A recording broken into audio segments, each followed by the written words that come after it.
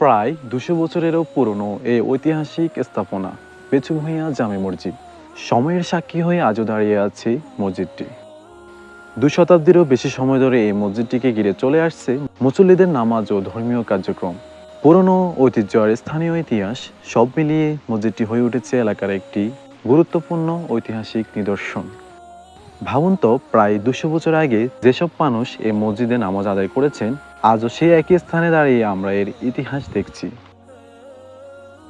সময়ের পরিবর্তনে চারপাশ অনেকটা বদলে গেলেও বেচুভূঁইয়া জামে মসজিদ এখনও বহন করে চলেছে তার শত বছরের ঐতিহ্য। আপনিও যদি ইতিহাস ও পুরনো স্থাপনা দেখতে ভালোবাসেন, তাহলে এই মসজিদটি হতে পারে আপনার জন্য দারুণ একটি দর্শনীয় স্থান।